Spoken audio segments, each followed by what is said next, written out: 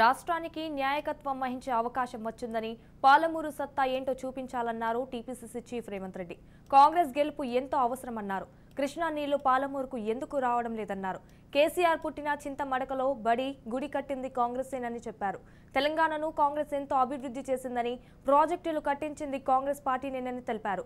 ఎన్నికల్లో కాంగ్రెస్ కు ఓటు వేసి గెలిపించాలన్నారు రేవంత్ రెడ్డి. ఎందుకు వెళ్తున్నారో నువ్వు సమాధానం చెప్పగలవా అని నేను అడుగుతున్నా. ఆనాడు కరీంనగర్ జిల్లా ప్రజలు బండకేసి కొడతారంటే పారిపోయి పాలమూరు పార్లమెంటుకు వస్తే మన రక్తాన్ని చెమటగా మార్చి మన భుజాల మీద మోసి చంద్రశేఖరరావును పార్లమెంటుకు పంపిస్తే ఇవాళ తెలంగాణ తెచ్చినా అని చెప్పుకుంటుండు. ఇవాళ నీకు ఆ గౌరవం దక్కిందే ఈ పాలమూరు జిల్లా బిడ్డలతోటి. ఈ చంద్రశేఖరరావును కష్ట సమయంలో మనం గెలిపిస్తే కనీసం ఈ జిల్లా మీద కనికరం చూపించాలి. మన ప్రాంతానికి పరిశ్రమలు తీసుకురాలేదు, మన సాగునీటి ప్రాజెక్టులు పూర్తి చేయలేదు, మన నిరుద్యోగ యువకులకు ఉద్యోగ ఉపాధి అవకాశాలు ఇవ్వలేదు. కానీ ఇవాళ ఏమంటున్నాడా, కాంగ్రెస్ వాళ్ళందరూ నేను పక్కోని నన్ను ఓడించడానికి గుంపులు గుంపులు వస్తున్నారు అని అంటుడు.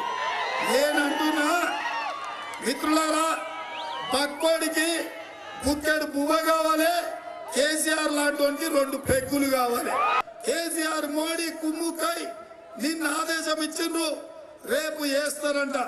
మనకేం ఇబ్బంది లేదు, అది రైతుల హక్కు, రైతుల ఖాతాలో వేయాల్సిందే. కానీ ఈ నెల కేసీఆర్ వేస్తే ఎకరాకు 10,000, కానీ వచ్చే నెల వేసుంటే ఇందిరమ్మ రాజ్యంలో కాంగ్రెస్ పార్టీ 15,000 వేసుండేది, కౌలు రైతులకు 15,000 ఇచ్చుండేది, ఉపాధి హామీ కూలీలకు 12,000 ఇచ్చుండేది. అందుకే ఈ తెలంగాణ పేదల మీద కక్ష కట్టి, ఈ రైతుల మీద పగబట్టి కేసీఆర్ బీజేపీ కలిసి ఈ నెలలోనే రేపో ఎల్లుండో వేయబోతున్నారు. ఏ రైతులు, ఏ ఉపాధి హామీ కూలీలు, ఏ కౌలు రైతులు బాధపడాల్సిన పని లేదు. మిగిలిన పైసలు ఇందిరమ్మ రాజ్యంలో జనవరి నెలలో కాంగ్రెస్ పార్టీ మీ మిగిలిన సొమ్ము మీ ఖాతాలో వేస్తుందని చెప్పి నేను జిమ్మెదారి తీసుకుంటున్న మిత్రులారా. నా విజ్ఞప్తి ఒక్కటే, ఈ కల్వకుర్తి గడ్డ దేశాన్ని గర్వించదగ్గ నాయకుడు జైపాల్ రెడ్డి గారిని అందించిన గడ్డ.